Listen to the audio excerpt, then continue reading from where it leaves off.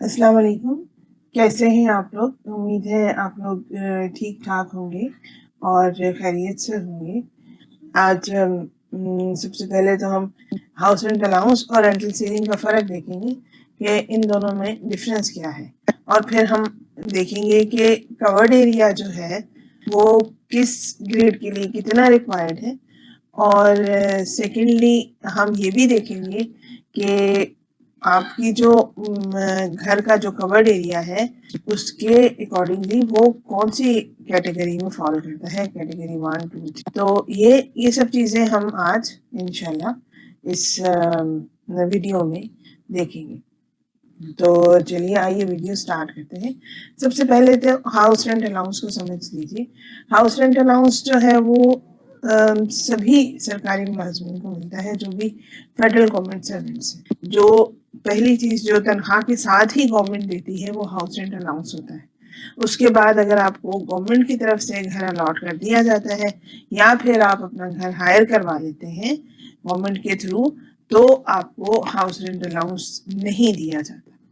अच्छा जी, ये सिर्फ फेडरल गवर्नमेंट एम्प्लॉयज़ को मिलता है और ये जो इस्लामाबाद में ये मिलता है 45% ऑफ द मिनिमम बेसिक पे स्केल ऑफ 2008 मिलता है, और उसमें 2018 में उसमें 50% इंक्रीज कर दिया गया था कि जितना भी हाउस रेंट अलाउंस कोई ले रहा है तो उसको इंक्रीज करके 50% उसमें इंक्रीज कर दिया जाए। वो मैं अभी आपको इसके रेट्स बता देती हूँ कि ये किन किन रेट्स पे ले रहे हैं। और जो दूसरे सिटीज़ हैं इस्लामाबाद के अलावा जो दूसरे सिटीज़ हैं उसमें ये 30% मिलता है of the minimum of basic पे स्केल्स ऑफ 2008। जो 2008 के बेसिक पे स्केल्स थे उसमें मिनिमम जो था उसका उन पे स्केल का 30% दूसरे सिटीज़ में मिलता है। और ये मैं आपको बार बार बता रही हूँ, ये प्रोविंशियल एम्प्लॉयज़ को नहीं मिलता है, ये फेडरल गवर्नमेंट एम्प्लॉयज़ को मिलता है। राइट। अच्छा जी, अब इसमें जो दूसरी बात है समझने की वो ये है कि ये जब मतलब आपको आपने घर हायर करवा लिया या आपको घर अलॉट हो गया तो आपका ये जो हाउस रेंट अलाउंस है ये आपके पे से डिडक्ट हो जाता है और आपको अलॉटमेंट मिल जाती है घर की, या आपको घर की हायरिंग मिलना स्टार्ट हो जाती है। लेकिन एक और बात भी है कि अगर घर आपके नाम अलॉट हुआ है या घर हायर आपने करवाया है तो जो आपका स्पाउस है, यानी हस्बैंड है तो वाइफ को और वाइफ है तो हस्बैंड को, अगर वाइफ के नाम घर अलॉट हुआ है और उसने घर हायर करवाया है तो हस्बैंड को ये जो 45% है ये हाउस रेंट अलाउंस ये मिलता रहेगा, और या 30% है ये मिलता रहेगा। और अगर यानी दोनों अगर फेडरल गवर्नमेंट एम्प्लॉइज है। हाउस रेंट अलाउंस का ये मैं आपको increase in the rate of house rent allowance दिखा रही हूँ। ये 2 जुलाई 2018 का ये जो लेटर है फाइनेंस डिवीजन का, और इसमें इन्होंने इंक्रीज कर दिया था। अब मैं आपको दिखा देती हूँ कि असल में इंक्रीज आया कितना था। अच्छा जी, अब ये देखिए, ये बीपीएस का जो फर्स्ट कॉलम है ये बीपीएस का बना हुआ है और ये हर रो में उसका लिखा हुआ है कि 45% HRA या 30% HRA, और फिर ये आफ्टर इंक्रीज इतना हो गया, और आफ्टर इंक्रीज ये जो 50% इंक्रीज है यानी 1 जुलाई 2018 की 50% इंक्रीज के बाद पहले इतने थे ये रेट्स जो सेकंड कॉलम में लिखे हुए और थर्ड कॉलम में लिखे हुए, और फिर इसके बाद जो इंक्रीज हो गए ये रेट्स इतने हो गए हैं जो फोर्थ और फिफ्थ कॉलम में लिखे हैं।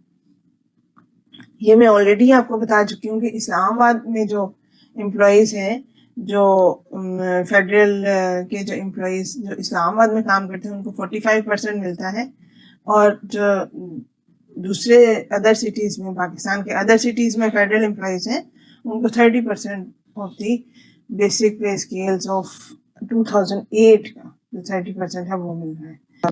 तो उम्मीद है आपको ये हाउस रेंट अलाउंस का समझ आ गया होगा। अब हम देखते हैं कि जो रेंटल सीलिंग जो आपको मिलती है, अब मैं आपको उसकी तरफ लेके चलती हूँ जिसपे मैंने लास्ट टाइम वीडियो भी बनाई थी। ये है जी हमारा जो आपकी rental ceiling residential accommodation, hiring for of residential accommodation at Islamabad and other specification. अच्छा जी, हायरिंग जो है दैट इज समथिंग जो आप लेते हैं अपना घर हायर करवाने पे। मतलब आप किसी किराए के मकान में रह रहे हैं और आपने वहां पर अपना घर जो है उसको गवर्नमेंट के थ्रू हायर करवा लिया है।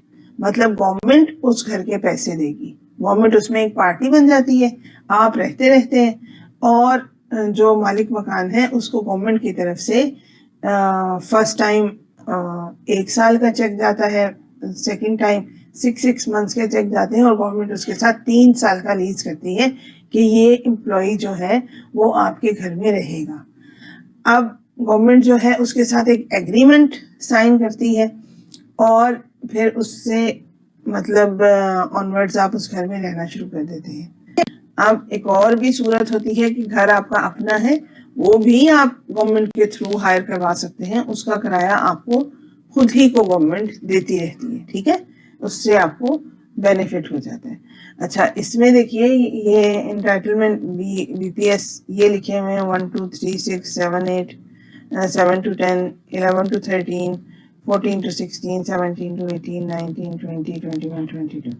अच्छा, और ये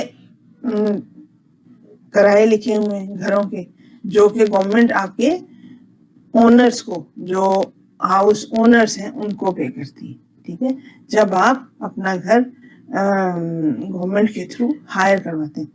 अच्छा, ये जैसे आपको हाउस रेंट अलाउंस मैंने बताया कि सभी को मिलता है, लेकिन जो रेंटल सीलिंग है, हायरिंग की जो फैसिलिटी है, रेजिडेंशियल अकोमोडेशन की जो हायरिंग की फैसिलिटी है वो सिर्फ 5 या 6 शहरों में मिल रही है, 6 शहरों में मिल रही है, ठीक है, इस टाइम पर। आप किसी भी शहर में रहते हैं तो आप अपना घर हायर नहीं करवा सकते गवर्नमेंट के थ्रू। आपको आप नंबर 1 आप फेडरल गवर्नमेंट एम्प्लॉई हैं, नंबर 2 आप इस्लामाबाद, रावलपिंडी, कराची, लाहौर, कोयटा या पेशावर में रह रहे हैं तो आप अपना घर हायर करवा सकते हैं।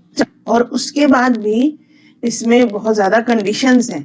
मतलब सिर्फ ये नहीं है कि आप किसी भी घर में जाके बैठ जाएंगे और गवर्नमेंट जो है उस घर का जितना किराया ओनर मांगेगा वो गवर्नमेंट देना शुरू कर देगी, ऐसा नहीं है।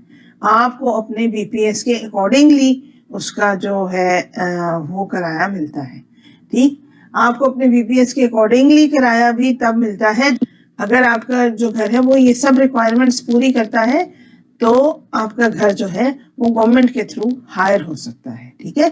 गवर्नमेंट लीज साइन करती है 3 साल के लिए और फिर जब वो 3 साल खत्म होते हैं तो गवर्नमेंट नेक्स्ट लीज साइन करती है 3 साल के लिए ओनर के साथ कि एम्प्लॉय को फलां घर में रहने दिया जाए, ठीक है। अच्छा, जो मैं कह रही हूँ कि कुछ रिक्वायरमेंट्स हैं, तो सबसे पहले जो आपकी रिक्वायरमेंट होती है ना वो कवर्ड एरिया की रिक्वायरमेंट होती है। तो आइए सबसे पहले हम ये देख लेते हैं कि कवर्ड एरिया की क्या क्या रिक्वायरमेंट्स होती हैं। अच्छा जी, एक बात ये जो मैंने लिखी हुई है यहाँ पर जो आपके सामने स्क्रीन पर आपको नजर आ रहा है, एक बात इसमें समझने की है। वो बात ये है कि आपका जो घर है उसका जो कवर्ड एरिया है या जो चीजें भी आपने उसमें बनाई हुई हैं या आपने नहीं बनाई, ओनर ने जो कुछ भी बनाया हुआ है, तो वो उसके हिसाब से जो वो किस कैटेगरी के अंदर आता है तो वो एक अलहदा चीज है। और जो आपके बीपीएस के हिसाब से आपको कौन सी कैटेगरी के अकॉर्डिंगली रेंट मिलना है वो एक अलहदा चीज है, ठीक है। सबसे पहले हम ये देखते हैं कि जो घर है वो कवर्ड एरिया के हिसाब से किस कैटेगरी के अंदर आते हैं। ये स्क्वायर फीट लिखे हुए हैं, ये 3000 स्क्वायर फीट है। ये कैटेगरी 1 का अगर आपका घर कैटेगरी 1 का कंसिडर होगा अगर उसका कवर्ड एरिया 3000 स्क्वायर फीट हो और उसमें 1 drawing room, 1 dining room, 3 bedrooms with attach bath, 1 guest room without attached bath, 1 kitchen, 1 pantry, 1 lounge, 1 store, 1 box, 1 garage and 2 servant quarters with toilet and veranda, ठीक है। ये सब चीजें अगर उसमें हो तो वो कैटेगरी 1 का घर कंसिडर होता है और उसका कवर्ड एरिया जो है वो 3000 स्क्वायर फीट भी हो। अच्छा जी, कैटेगरी 2 का घर जो है वो 2500 स्क्वायर फीट का घर कंसिडर होता है। उसके लिए आपको क्या रिक्वायर है, 1 drawing room, 1 dining room, 3 bedrooms with attached baths, 1 kitchen, 1 store, 1 box, 1 lounge, 1 garage and 1 servant quarter with toilet, bathroom. ठीक है, तो ये जो 2500 स्क्वायर फीट का घर है ये कैटेगरी 2 का घर कंसिडर होगा। मतलब अगर आपका घर इतने स्क्वायर फीट का है 2500 स्क्वायर फीट का और उसमें ये सब चीजें भी हैं जो मैंने अभी आपको बताई हैं, तो आपका घर कैटेगरी 2 का घर कंसिडर होगा। कैटेगरी 3 के घर के लिए आपके पास 1500 जो है वो स्क्वायर फीट कवर्ड एरिया होना चाहिए। 1 drawing room, drawing come dining room, 2 bedrooms with attached baths, 1 kitchen, 1 store, 1 box and 1 lounge। ठीक है, ये कैटेगरी 3 का घर होता है। और कैटेगरी 4 के घर के लिए 1000 स्क्वायर फीट का घर होना चाहिए। 1 living room, 2 bedrooms, 1 kitchen, back veranda, 1 bath and 1 toilet. Right, ये कैटेगरी 4 के घर के लिए है। और कैटेगरी 5 के घर के लिए 567 स्क्वायर फीट आपके पास कवर्ड एरिया होना चाहिए। 2 रूम्स, 1 किचन, बैक वरांडा, 1 बाथ, 1 टॉयलेट। ठीक है, अगर आपका घर 567 स्क्वायर फीट का है तो ये कैटेगरी 5 का घर कंसिडर होगा। ठीक, अब आपको ये बात समझ आ गई होगी कि कैटेगरी 1, 2, 3, 4, 5 का घर किस तरह से कंसिडर होता है, कौन कितना कवर्ड एरिया रिक्वायर्ड है और क्या क्या उसमें होना चाहिए, घर में क्या क्या बना होना चाहिए, तो आपका घर कैटेगरी 1, 2, 3, 4 या 5 का घर कंसिडर होगा। ठीक, ये तो थी घर की बात कि आपका घर कितने स्क्वायर फीट का होगा और उसमें क्या क्या बना होगा, तो वो कौन सी कैटेगरी का घर कंसिडर होगा। सेकंड, अब हम आते हैं सेकेंडली, अब हम देखते हैं कि स्पेसिफिकेशंस क्या है फॉर हायर्ड हाउसेस। मतलब आपने अपना घर हायर करवाना है तो इसकी क्या क्या स्पेसिफिकेशंस हैं, किस किस तरह से आपका घर बना हुआ होगा, तो वो कैटेगरी में किस कैटेगरी में फॉल करेगा अकॉर्डिंग टू योर बीपीएस। मतलब पहले तो हमने देखा कि आपका घर जो है वो किस कैटेगरी का है। ठीक है, अब नंबर 2 कि आपका जो बीपीएस है उसके हिसाब से आपको कौन सी कैटेगरी का जो वो घर है कवर्ड एरिया के हिसाब से, कवर्ड एरिया के हिसाब से कौन सी कैटेगरी का जो घर है वो होना चाहिए, तो आप जो है वो घर हायर करवा सकते हैं। ठीक है, मतलब अगर आपका कवर्ड एरिया 500 स्क्वायर फीट होगा, ये देखिए 500 स्क्वायर फीट अगर आपका कवर्ड एरिया होगा और आप बीपीएस 7 to 10 के एम्प्लॉई हैं, तो 2 to 3 rooms, kitchen, bath, WC ये चीजें उस घर में मौजूद होंगी, तो आप अपना घर हायर करवा सकते हैं। अगर 500 से कम आपका कवर्ड एरिया है तो आप घर तो हायर करवाएंगे, लेकिन फिर आपकी जो रेंटल सीलिंग है वो आपको अपने ग्रेड की नहीं मिलेगी, वो आपको कम ग्रेड की रेंटल सीलिंग दी जाएगी। ठीक है, मतलब अगर आपका 500 से कम उसमें कवर्ड एरिया में चले जाते हैं, 300 में चले जाते हैं, तो आपको बीपीएस 1, 2 की रेंटल सीलिंग मिलेगी। आपको फिर ये जो 7 to 10 की रेंटल सीलिंग है ये नहीं मिलेगी। ठीक, फिर इसी तरह अगर आप बीपीएस 14 to 16 के हैं तो आपको 700 जो है स्क्वायर फीट, 700 स्क्वायर फीट, ये सब स्क्वायर फीट लिखे हुए हैं, 700 स्क्वायर फीट आपको कवर्ड एरिया रिक्वायर्ड है अगर आप बीपीएस 14 to 16 के एम्प्लॉय हैं। तो आपका घर 700 स्क्वायर फीट उसमें कवर्ड एरिया होगा और ये जो स्पेसिफिकेशंस आगे लिखी हुई हैं, drawing come dining room with 2 bedrooms, kitchen, bar, WC, ये सब चीजें जो आगे लिखी हुई हैं ये पूरी होंगी तो ही आप घर हायर करवा सकते हैं। अदरवाइज अगर आपके ये चीजें पूरी नहीं है या आपका कवर्ड एरिया कम है तो फिर आप बीपीएस 11 to 13 वाली कैटेगरी में चले जाएंगे या 7 to 10 वाली कैटेगरी में चले जाएंगे और आपको गवर्नमेंट जो है वो रेंटल सीलिंग उस हिसाब से देगी, आपके अपने कवर्ड एरिया के हिसाब से नहीं देगी। ठीक है, तो ये देखिए सबसे पहले कॉलम में तो इन्होंने सीरियल नंबर लिखे हुए हैं, फिर उसके बाद कैटेगरी ऑफ अकोमोडेशन एंटाइटलमेंट है, बेसिक स्केल ऑफ पे, मतलब यहाँ पे उन्होंने बेसिक पे स्केल्स लिखे हैं, BPS 1 and BPS 2, BPS 3 and BPS 4, BPS 5-6 का भी यही है, BPS 7 to 10, BPS 11 to 13, BPS 14 to 16, 17 to 18, 19, 20 और फिर मिनिस्टर ऑफ स्टेट और फेडरल मिनिस्टर। चलिए हम ये देखते हैं कि BPS 1 एंड 2 का 300 square feet required covered area है, 1 to 2 rooms with cooking area, bath, WC। ठीक है। सेकंड जो है BPS 3 to 4, 5 to 6 का भी यही है, 500 स्क्वायर फीट जो है वो कवर्ड एरिया रिक्वायर्ड है और स्पेक्स यही है जो पहले मैंने आपको बता दी, 1 to 2 rooms with cooking area, bath, WC। ठीक। फिर BPS 7 to 10 है, उसका भी covered area required covered area 500 square feet है, 2 to 3 रूम्स, बाथ, WC। ये उनका जो रिक्वायर्ड स्पेसिफिकेशंस है वो ये है कि ये घर में मौजूद होना चाहिए। BPS 11 to 13 जो है वो 600 स्क्वायर फीट जो रिक्वायर्ड कवर्ड एरिया है और इसमें भी यही है, 2 to 3 rooms, kitchen, bath, WC। और फिर BPS 14 to 16 700 स्क्वायर फीट जो है वो रिक्वायर्ड कवर्ड एरिया है, drawing room, dining room, 2 bedrooms, kitchen, bath, WC। ये सब चीज़ें उसमें होनी चाहिए। BPS 17 एंड BPS 18 का 1100 स्क्वायर फीट, 1100 स्क्वायर फीट जो है वो रिक्वायर्ड कवर्ड एरिया है और इसमें ड्राइंग कम dining room, 2 bedrooms, kitchen, bath, WC होना चाहिए। अच्छा, BPS 19 के लिए 1300 स्क्वायर फीट जो है वो कवर्ड एरिया होना चाहिए और drawing come dining room, 2 to 3 bedrooms with 2 baths, kitchen, the servant quarter with toilet. ठीक है। BPS 20 के लिए भी स्पेसिफिकेशन सेम है लेकिन कवर्ड एरिया जो है वो 1800 होना चाहिए और BPS 21 के लिए 2200 जो है वो स्क्वायर फीट जो है इसका कवर्ड एरिया होना चाहिए और drawing come dining room, 3 bedrooms with 3 baths, kitchen, 1 servant quarter with toilet. ये सब चीज़ें उसमें पूरी होनी चाहिए।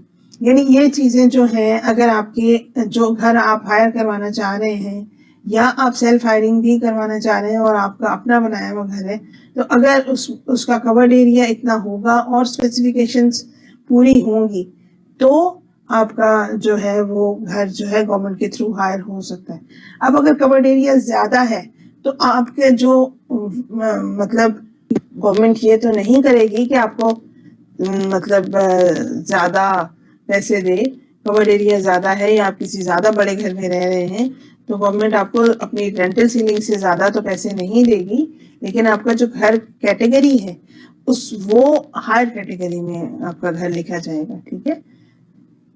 मतलब आपका कवर्ड एरिया, अगर रिक्वायर्ड कवर्ड एरिया आपका 700 है और आपका घर जो है वो 1500 समथिंग का बना हुआ है तो वो उसके अकॉर्डिंगली जो कैटेगरी है घर की वो लिखी जाएगी। अच्छा जी, अब ये दोनों चीज़ें मेरा ख्याल है आप लोगों को क्लियर हो गई होंगी। तीसरी चीज़ जो कि इफ़ेक्ट करती है आपके हाउस रेंट अलाउंस को, सॉरी हाउस रेंट अलाउंस को नहीं, rental ceiling of hired accommodations को। ठीक है। जो आपको रेंटल सीलिंग मिलती है घर हायर करवाने पर, जो आपको रेंटल सीलिंग मिलती है, तीसरी चीज़ जो इसको इफ़ेक्ट करती है वो है कि आपका घर किस जगह पर है। ठीक है। अच्छा, मतलब आपका घर जो है वो रूरल एरियाज में है, आपका घर जो है वो विद इन सिटी है, आपका घर किस जगह पर है, तो ये भी उस चीज़ को ये इफ़ेक्ट करता है कि आपको रेंटल सीलिंग जो है वो घर की कितनी मिलेगी, घर का किराया आपको कितना मिलेगा, किस जगह पर आपका घर है बना हुआ। मतलब रूरल एरियाज में तो घर काफ़ी सस्ते होते हैं बनिस्बत जो विद इन सिटी अगर आप घर लें। तो एक तो ये जो अभी आप देख रहे हैं, ये मिनिस्ट्री ऑफ हाउसिंग ने ये OM इशू किया था 27 दिसंबर 2012 में।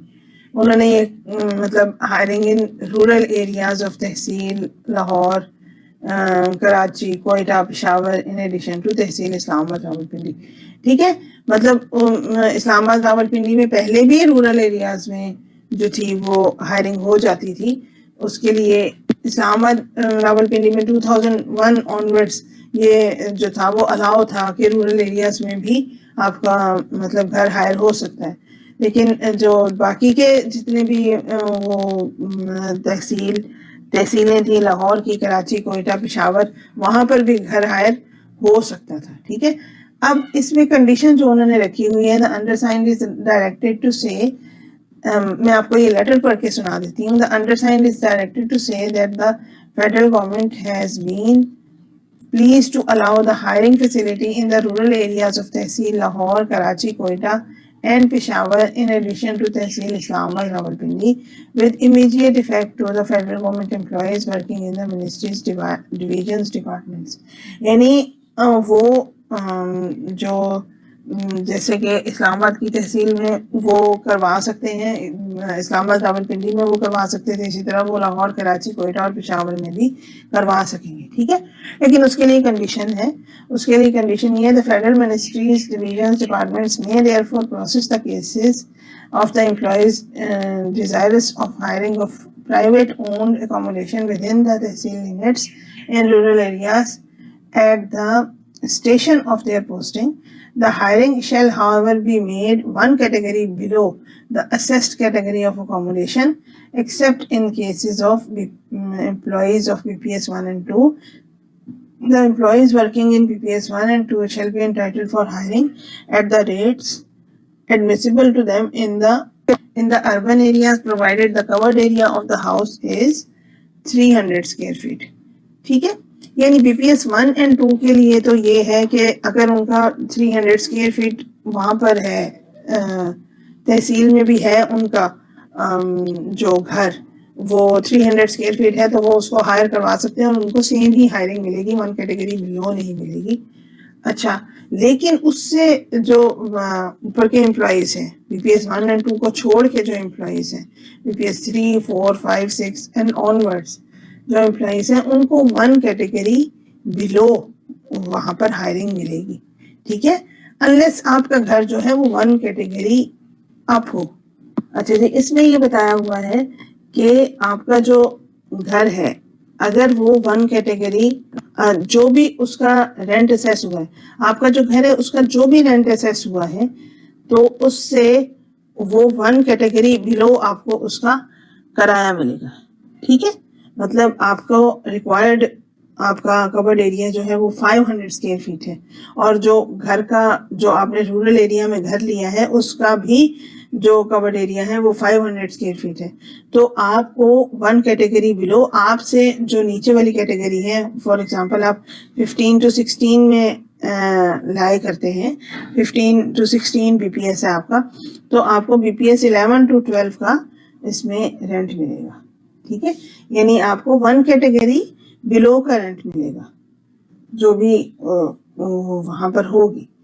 लेकिन अगर आपका जो घर है वो ज्यादा बड़ा है और आपका घर का जो कवर्ड एरिया है वो 1000 स्क्वायर फीट है और उसका जो रेंट असेस हुआ है वो आपकी कैटेगरी से अबव कैटेगरी रेंट असेस हुआ है, तो आपको अपनी कैटेगरी का घर मिल जाएगा. यानी सादा लफ्जों में आपको रूरल एरिया में घर लेने के लिए थोड़ा ज्यादा बड़ा घर लेना पड़ेगा, थोड़ा ज्यादा जिसका कवर्ड एरिया ज्यादा हो और उसकी स्पेसिफिकेशंस वो अपने से हायर कैटेगरी की स्पेसिफिकेशंस पूरी करता हो, तो आपको अपना जो आपका BPS के अकॉर्डिंगली आपका रेंट बनता है वो आपको मिलेगा. अगर आपका रूरल एरिया में घर है और वो सिर्फ आपके ही BPS के अकॉर्डिंगली जो स्पेसिफिकेशंस है या कवर एरिया है उसकी रिक्वायरमेंट पूरी करता है, तो आपको अपने ग्रेड से कम ग्रेड वाले जो कैटेगरी है उसका किराया मिलेगा. ठीक है, तो यही मेरी आज की वीडियो थी. उम्मीद है आपको मेरी वीडियो अच्छी लगी होगी और आपको इसमें जो मैंने कुछ बातें क्लियर करने की कोशिश की है वो आपको क्लियर हो गई होंगी. तो अगर आपको मेरी वीडियो अच्छी लगी है तो काइंडली इसको शेयर कीजिएगा दूसरों के साथ और इस पे कमेंट कीजिएगा, लाइक कीजिएगा. Thank you so much. अल्लाह हाफिज़.